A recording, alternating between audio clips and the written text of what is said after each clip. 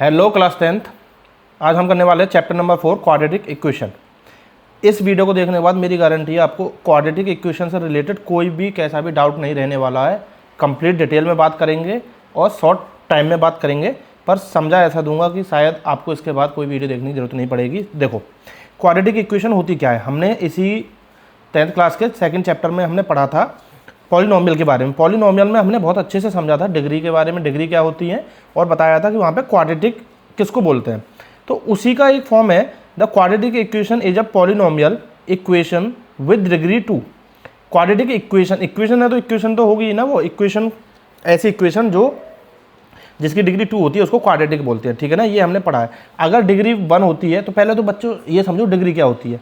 देखो कोई भी इक्वेशन हम लिख रहे हैं, जैसे सपोज करो मैंने लिखा 3x³ प्लस 2x प्लस 1। अब यहाँ पे आप देखोगे जो वेरिएबल है वो x है, ठीक है, और इसकी जो मैक्सिमम पावर है वो कितनी है, यहाँ 3 है, यहाँ पावर 1 है और यहाँ है ही नहीं, मतलब 0 है। तो जो बड़ी पावर होती है उसी को हम बोलते हैं डिग्री। समझ में आई बात। और यही हमारा क्वाड्रेटिक इक्वेशन में क्या कहता है कि डिग्री होनी चाहिए 2। मैक्सिमम डिग्री कितनी होगी, मतलब मैक्सिमम पावर कितनी होगी, 2। उसी को हम क्वाड्रेटिक इक्वेशन बोलेंगे। इक्वेशन का मतलब क्या होता है, जब इक्वल का साइन आ जाए तब ही इक्वेशन बोलेंगे, अदरवाइज वो पॉलिनोमियल ही है। समझ में आया। तो पॉलिनोमियल इक्वेशन जब बोला जाएगा जब इक्वल का साइन वहाँ मौजूद हो, नहीं है तो वो पॉलिनोमियल या एक्सप्रेशन बोला जाएगा। इक्वल का साइन आते ही वो क्या बोला जाएगा, क्वाड्रेटिक इक्वेशन। समझ में आ गई होगी क्वाड्रेटिक क्या होता है। अगर जो डिग्री है वो 1 होती है तो उसको हम लीनियर पॉलिनोमियल बोलते हैं या लीनियर इक्वेशन बोलते हैं, जैसा कि हमने इससे पिछला जो चैप्टर है उसमें पढ़ा, linear equation in 2 variable. Degree 3 हो जाती है जैसे इसमें है, इसको क्या बोल देते हैं हम, क्यूबिक इक्वेशन। समझ में आई बात। तो इस चैप्टर में हम सिर्फ किसकी बात करेंगे, क्वाड्रेटिक इक्वेशन की बात करने वाले हैं। तो समझते हैं इसकी स्टैंडर्ड फॉर्म क्या है। स्टैंडर्ड फॉर्म इसकी होती है ax² plus bx plus c equal 0, ठीक है। अब कुछ बच्चों को ये रहता है सर ये स्टैंडर्ड फॉर्म होती क्या है। देखो स्टैंडर्ड फॉर्म होती है किसी भी इक्वेशन को, एक्सप्रेशन को लिखने का एक तरीका, मतलब हम कैसे पता करेंगे ये क्वाड्रेटिक इक्वेशन है। देखो वो इस फॉर्म में होनी चाहिए। अब इस फॉर्म का मतलब ये नहीं कि क्या वो हर इक्वेशन हमें ऐसी चाहिए। सपोज करो मैं लिखता हूँ कहीं पे 3x² plus 2x plus 3 equal 0। अब ये इस फॉर्म में है कैसे, वेरिएबल x है, वेरिएबल x की जगह कोई भी यूज हो सकता है, कोई जरूरी नहीं है x ही हो, y भी हो सकता है, m भी हो सकता है, n भी हो सकता है, a भी हो सकता है, कुछ भी हो सकता है। देखो तो x² है और a की वैल्यू यहाँ पे 3 है, x भी है और b की वैल्यू 2 है। a b c real number होंगे, ठीक है ना, ये ध्यान रखना है आपको, और c कॉन्स्टेंट टर्म है। तो ये आपको दिख रही है इस फॉर्म में। क्या इस फॉर्म में ही होंगे, मतलब x² x और बिना x वाला नंबर होगा तभी हम क्वाड्रेटिक इक्वेशन बोलेंगे, ऐसा नहीं है। क्वाड्रेटिक इक्वेशन तो सिंपल सी एक बात बोलता है कि डिग्री 2 होनी चाहिए, ये नहीं है तब भी बोल देंगे। तो बोलेंगे फिर सर इसका क्या मतलब रहा। देखो बिल्कुल समझो, अगर मैंने कहीं लिखा है 3x² इक्वल 0, क्या मैं इसको क्वाड्रेटिक इक्वेशन बोल सकता हूँ, बिल्कुल बोल सकता हूँ। कैसे बोलेंगे, क्योंकि क्वाड्रेटिक इक्वेशन तो एक ही बात कहती है ना, वेरिएबल की पावर 2 होनी चाहिए। अब बोले स्टैंडर्ड फॉर्म तो ये है पर सर, तो कैसे करेंगे इसको। देखो ये अगर बनानी है मुझे तो बहुत आराम से बना दूँ। कैसे बनाऊंगा इसको, देखो मैं ऐसे लिखूंगा 3x², bx चाहिए ना तो मैं इसको लिखूंगा 0x, कॉन्स्टेंट टर्म चाहिए उसको 0 लिख दूँ इक्वल 0। अब तो बन गई ना इस तरीके से। तो ये दोनों टर्म्स वहाँ अवेलेबल हैं, पर उनका कोफिशिएंट जो उसका वेरिएबल का सामने जो नंबर होता है मल्टीप्लाई में उसको कोफिशिएंट बोलते हैं, वो 0 हो गया है। पिछले चैप्टर्स में बहुत अच्छे से बात कर चुके हैं इन सारे बातें, बार बार बताने में आपका ये टाइम वेस्ट है। तो ये 0 है तो बस ये बन गया लो स्टैंडर्ड फॉर्म। इसको क्यों बनाते हैं, क्योंकि हमें a b और c की वैल्यू निकालनी पड़ जाती है कभी कभी, तो उसलिए वहां पे इसका यूज होता है। और a हमारा a तो 3 हो गया, b आपका 0 और c आपका 0। तो इस तरीके से होती है क्वाड्रेटिक इक्वेशन। तो बहुत ज़्यादा कोई कॉम्प्लिकेटेड चीज़ नहीं है, इजी सी चीज़ है। अब उसके बाद इसमें एक और चीज़ आती है, वो क्या है, रूट्स ऑफ द इक्वेशन।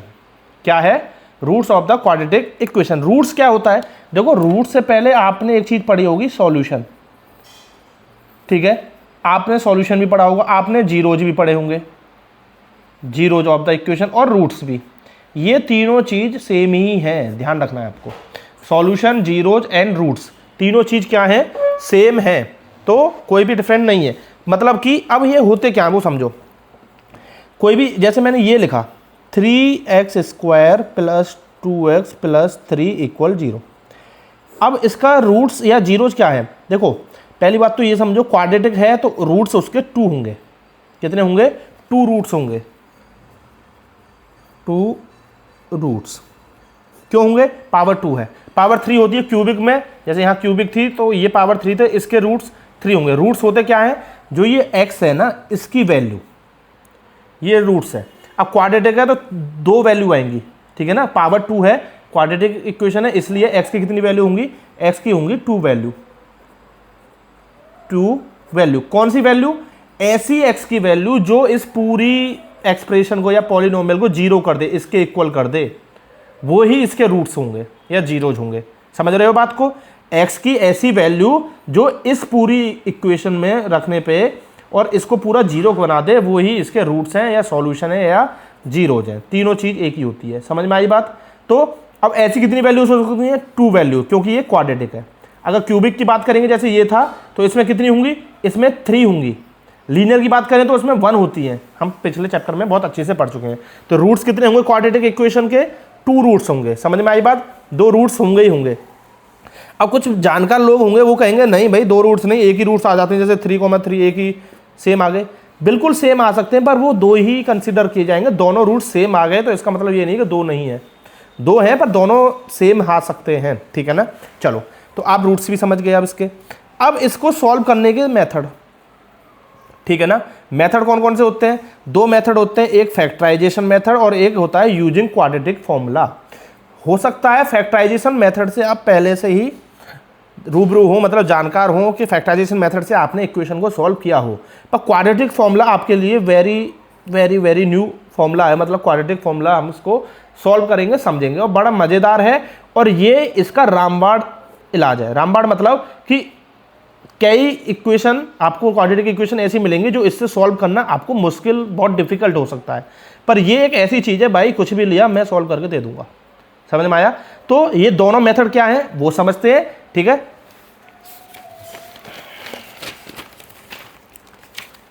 पहले देखते हैं आपका फैक्टराइजेशन मेथड, और इसको बहुत सारे बच्चे जानते भी होंगे, जिनको आता है वो थोड़ी सी वीडियो को स्किप भी कर सकते हैं। कैसे करते हैं फैक्टराइजेशन मेथड? बहुत प्यार से समझो और एक एक स्टेप को बारीकी से समझना, स्किप मत कर देना बिल्कुल भी। देखो, इसका सबसे पहले स्टैंडर्ड फॉर्म में समझो, ax² + bx + c = 0। ये स्टैंडर्ड फॉर्म हुई, ठीक है, कोई दिक्कत नहीं होनी चाहिए इस बात पे। अब क्या होता है स्टैंडर्ड फॉर्म में कि आपको a × c करना है। सबसे पहले क्या करना है? a × c। फर्स्ट स्टेप क्या है आपका? ये साइड में रखना है। फर्स्ट स्टेप प्रैक्टिस करोगे बहुत इजी लगने लगेगा आपको, ये ऐसा कोई डिफिकल्ट चीज़ नहीं है। a × c करना है। क्या करना पड़ेगा आपको?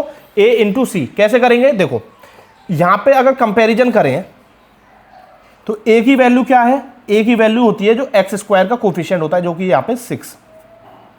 b की वैल्यू क्या है? यहाँ पे x का कोफिशिएंट। अब यहाँ पे कोई नंबर नहीं दिख रहा है तो बच्चे कंफ्यूज हो जाते हैं और वो 0 रख देते हैं। 0 नहीं रखनी आपको, 0 से मतलब वो पूरा फिर 0 हो जाता, वो यहाँ पे होता ही नहीं। यहाँ पे है तो इसका मतलब वहाँ कोफिशिएंट 1। ये ध्यान रखना, किसी भी नंबर का कोफिशिएंट 1 होता है। अगर वो नंबर है तो x का सामने क्या होगा? 1। अब 1 भी नेगेटिव है, माइनस, क्योंकि स्टैंडर्ड फॉर्म में तो प्लस का साइन था, +b, पर यह माइनस आ रहा था, इसलिए मतलब वो है -1, ठीक है। और c की वैल्यू भी क्या है? c की वैल्यू है -2। समझ रहे हो बात को अच्छे से? क्योंकि c पॉजिटिव होनी चाहिए स्टैंडर्ड फॉर्म के अकॉर्डिंग, पर हमारा यहाँ पे नेगेटिव है, इसलिए -2, ठीक है। तो फर्स्ट स्टेप क्या था आपका? a × c करना है आपको, ठीक है। a क्या है आपका? 6, और c क्या है?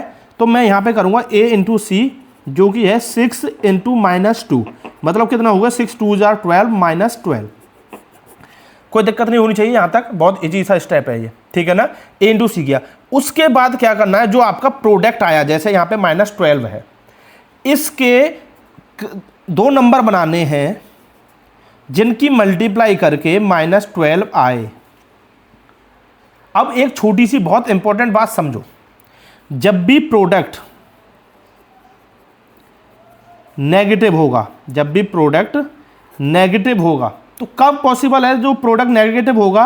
वो ध्यान रखना है आपको, जब भी पॉसिबल है जब दोनों नंबर में से एक नंबर नेगेटिव हो मल्टीप्लाई एक नंबर पॉजिटिव हो। ये आपको पता होना चाहिए, एक नेगेटिव और दूसरा पॉजिटिव, तभी वो नंबर क्या कहलाएगा, मतलब उनका प्रोडक्ट क्या होगा? नेगेटिव होगा, अदरवाइज नहीं हो सकता है।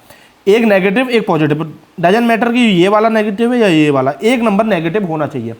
तो अब हमें करना ये होता है कि a इंटू सी जो प्रोडक्ट आया है इसके दो टुकड़े बनाने हैं, उसी को फैक्टराइजेशन मेथड बोलते हैं, उसको स्प्लिट मेथड भी बोलते हैं, स्प्लिटिंग मिडिल टर्म, इसको स्प्लिट करना है हमें, ठीक है ना।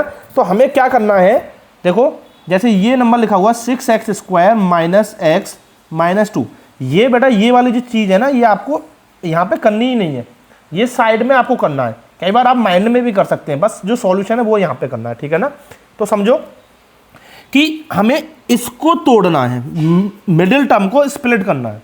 कैसे स्प्लिट करें कि जो ये प्रोडक्ट है वो ऐसे दो नंबर चाहिए जिनका प्रोडक्ट करें तो वो ये नंबर आए और उनका सम करें तो वो ये नंबर आए, जो कि क्या है -1x, ठीक है ना। वो कैसे पता करते हैं, वो ये हम यहाँ पे पता करने की कोशिश कर रहे हैं कि प्रोडक्ट नेगेटिव आ गया तो बेटा एक नंबर तो नेगेटिव करना पड़ेगा। फिर हम सम देखते हैं, सम क्या है, सम है हमारा -1, भाई x के सामने -1 है ना, तो -1 सम कब हो सकता है, -1 सोचो अगर सम हमें नेगेटिव चाहिए, मतलब कि सम नेगेटिव चाहिए, कब नेगेटिव हो सकता है सम नेगेटिव दो कंडीशन में हो सकता है, या तो दोनों नंबर नेगेटिव हों, दोनों नंबर क्या हो, नेगेटिव हो तब हो सकता है, या एक नंबर नेगेटिव हो और एक नंबर पॉजिटिव हो और बड़ा वाला जो नंबर है वो बड़ा मतलब नेगेटिव होना चाहिए, नेगेटिव नंबर क्या हो, ग्रेटर देन हो पॉजिटिव, तब हो सकता है। समझ में आ रही होगी बात, ठीक है ना। तो ये आपको थोड़ा सा ध्यान रखना है कि अब हमें दोनों कंडीशन को मैच करना है। कहाँ पे हमारी, तो यहाँ पे चाहिए था एक नेगेटिव एक पॉजिटिव, ठीक है, और यहाँ पे भी हमें चाहिए एक नेगेटिव पॉजिटिव, दोनों नेगेटिव नहीं कर सकते क्योंकि वो फिर पॉजिटिव, मतलब दोनों नेगेटिव करने पे ये वाला प्रोडक्ट जो है वो पॉजिटिव हो जाएगा, तो ये तो हो ही नहीं सकता, तो ये हमें लेना है एक नेगेटिव एक पॉजिटिव, ठीक है। अब उसके बाद हमें 12 के ऐसे फैक्टर ढूंढने हैं जो मल्टीप्लाई करने पर तो 12 आए और ऐड करने पर 1 आए। तो ऐसे दो नंबर कैसे ढूंढते हैं, 12 के फैक्टर कर लो साइड में, 2 से करेंगे, 2 6 जा 12, 2 3 जा 6 एंड 3 1 जा 3। अब 2 2 जा 4 और 3, 4 इंटू 3 12 तो होगा, ये फैक्टर है, 3 2 जा 6 2 जा 12 भी होगा, कहीं पे आपको 6 इंटू 2 का भी यूज करना पड़ सकता है। अब आपको देखना आपका यूज का कौन सा है, 3 और 4 को अगर मैं जोड़ूं तो 4 और 3, आपको सम ही नहीं मतलब जोड़ना ही नहीं है, आपको पता है एक माइनस करना एक प्लस करना, तो सब्ट्रैक्ट तो होगा ही, तो 4 और 3 का डिफरेंस 1 आ रहा है, इसको अगर मैं माइनस ले लूँ इसको प्लस ले लूँ तो प्रोडक्ट तो माइनस का 12 आएगा ही आएगा, ठीक है ना भाई, माइनस का 12 आएगा और जब जोड़ेंगे तो वो आएगा -1, ठीक है। वही चीज़ हमें करनी है। अब समझो आप यहाँ पे इक्वेशन पे आपको बहुत अच्छी समझ में आ जाएगा। तो मुझे क्या करना था, 6x² माइनस का 4x प्लस का 3x माइनस का 2, इससे हुआ क्या, ये सेम चीज़ लिखी हुई है, बस स्प्लिट करना है। ये जितना भी ताम तमीरा करा हमने ये किया ही इसलिए बस ये काम करने के लिए, ये हमें पता चल जाए क्या है, कैसे पता, मतलब क्या करना था इसमें, इस टर्म को स्प्लिट करना था। स्प्लिट मतलब कि दो टुकड़े बनाने थे जिनको जोड़ के ये आ जाए माइनस, तो -4x को 3x से जोड़ेंगे तो प्लस माइनस सब्ट्रैक्ट होकर -x ही बनेगा और प्रोडक्ट हो गया हमारा a इंटू सी आए, ये वाला नहीं ये वाला, तो 4 3 जा 12 माइनस का 12 आएगा, प्लस माइनस माइनस का, ठीक है।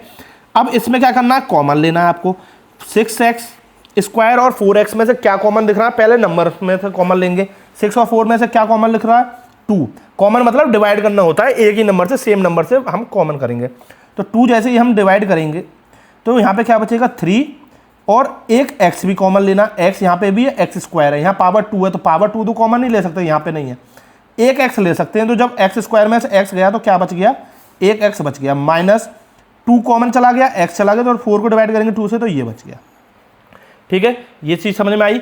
उसके बाद अब यहाँ पे भी आपको कॉमन लेना, अब आप देखो यहाँ पे मुझे कैसे भी 3x - 2 ही बनाना है, वो मेरा ऑलरेडी है और कुछ कॉमन मुझे दिख भी नहीं रहा है, तो मैं क्या करूँगा, जब मुझे कुछ भी कॉमन नहीं दिख रहा है तो वहाँ पे +1 कॉमन ले लूँगा, +1 हर जगह से कॉमन आ जाता है, बाई चांस मुझे साइन चेंज करने पड़े तो मैं -1 कॉमन लूँगा। चलो तो 3x एज इट इज आ जाएगा, 1 कॉमन लेने से कोई फ़र्क नहीं पड़ता, किसी भी नंबर को 1 से डिवाइड करो कोई फ़र्क नहीं पड़ने वाला, 3x - 2।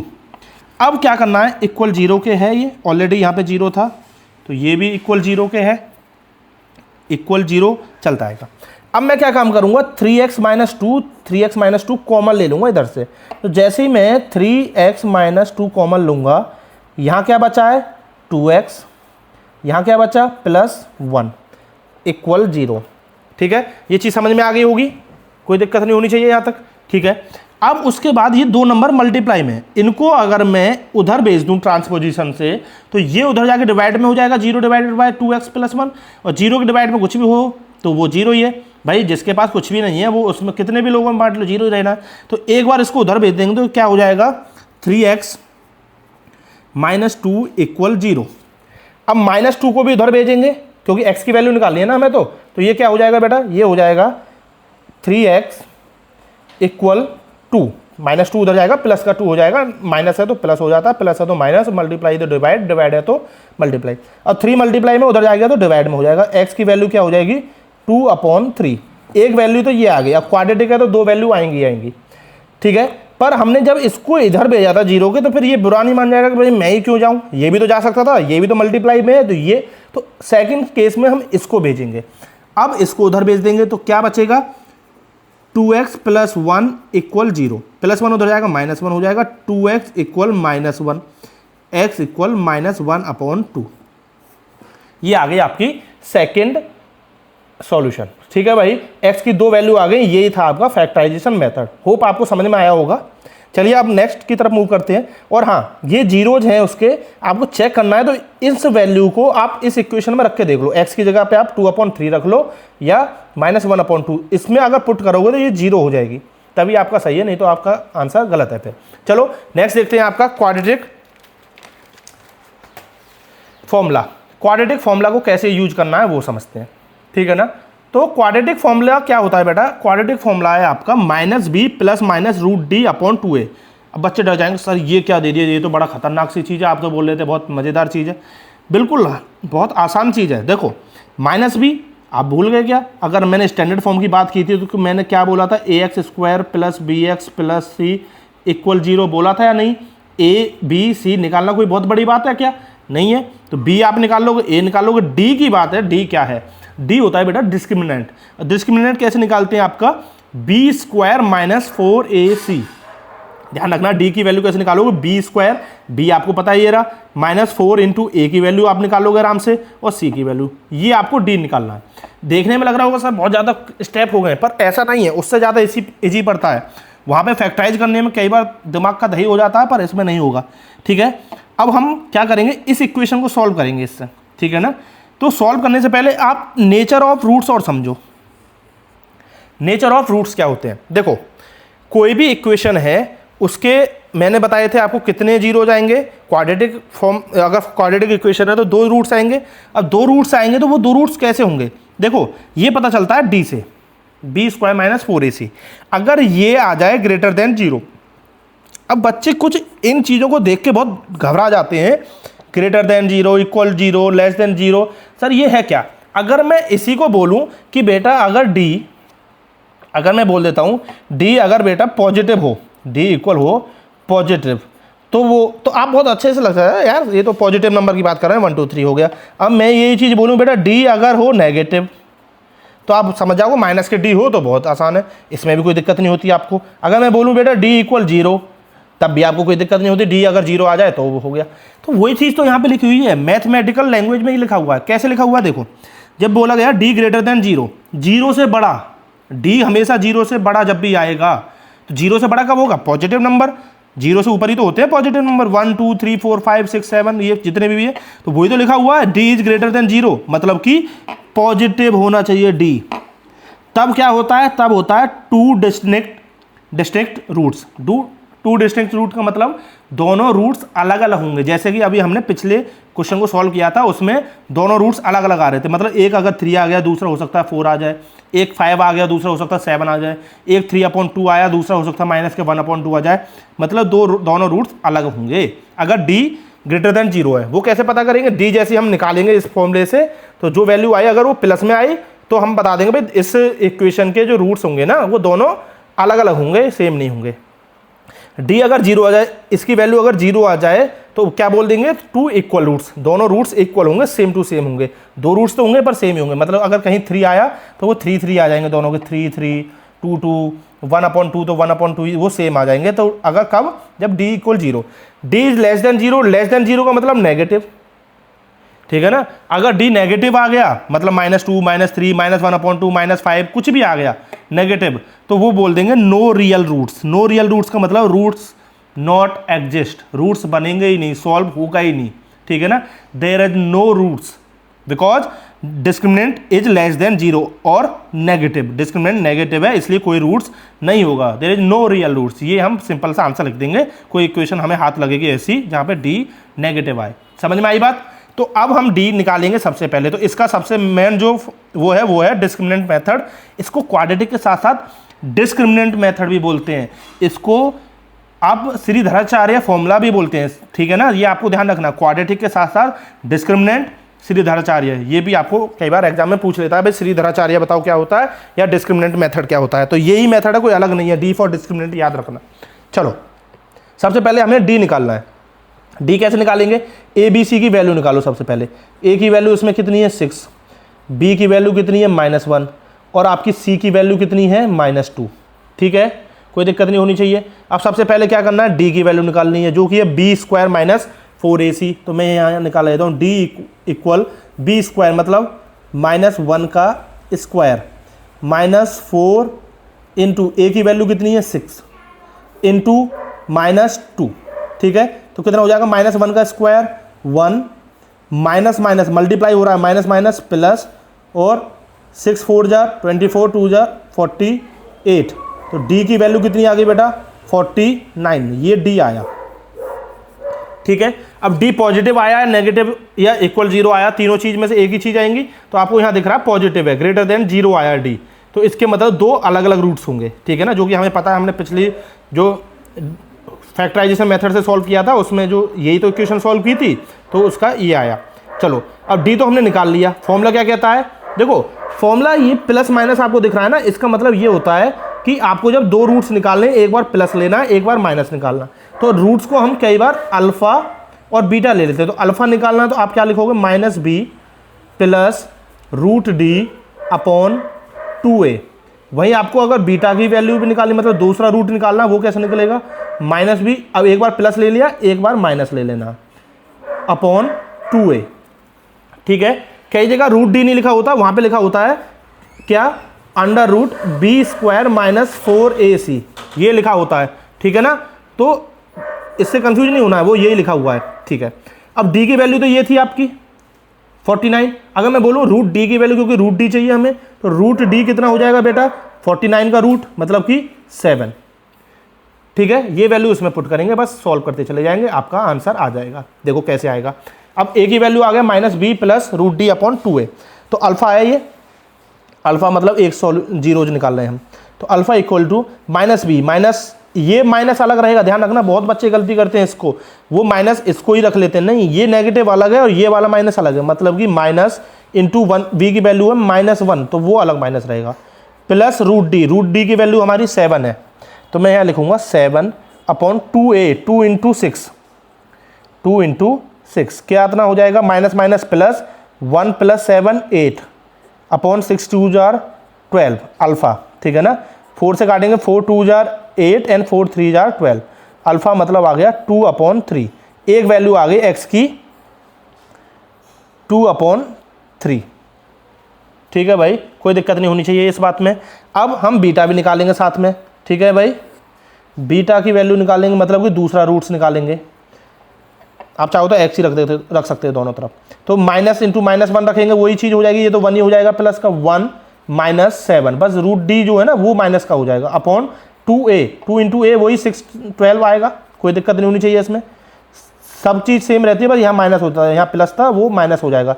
1 - 7 कितना हो जाएगा -6/12, 6 से काटेंगे 6 1 जा 6 एंड 6 2 जार 12, तो ये हो गया आपका बीटा इक्वल -1/2, ठीक है भाई। दोनों सॉल्यूशन आ गए जो हमने पिछली बार निकाले थे, मतलब कि फैक्टराइजेशन मेथड से जो सॉल्व किया था उसमें भी यही आए थे, आप देख सकते हो। तो आपके दो जीरोज आए, मतलब x के, वो क्या 2/3 एंड -1/2, ठीक है। यही है बस इस चैप्टर में, इजी सा चैप्टर है, फ्री के मार्क्स मिलते हैं, कोई प्रॉब्लम नहीं होनी चाहिए आपको। कोशिश मैंने की है कि आपके सारे डाउट क्लियर हो गए होंगे, हो गए हैं तो वीडियो को लाइक जरूर कर देना, कमेंट करके बताना आपको कैसा लगी वीडियो, और मिलते हैं आपको नेक्स्ट वीडियो में जिसमें हम बहुत डिटेल में आगे के क्वेश्चंस करेंगे, मज़ेदार तरीके से करने वाले हैं। किसी भी चीज़ की टेंशन लेने की जरूरत नहीं है। साथ में आपका exemplar book, RD Sharma, RS Agarwal के selected question, PYQ, multiple choice question और आपके असर्शन एंड रीजन के साथ साथ केस स्टडी भी इस चैनल पे मिलेगा। तो चैनल को सब्सक्राइब जरूर कर लेना। मिलते हैं आपको नेक्स्ट वीडियो में। Till then take care, bye bye, over and out.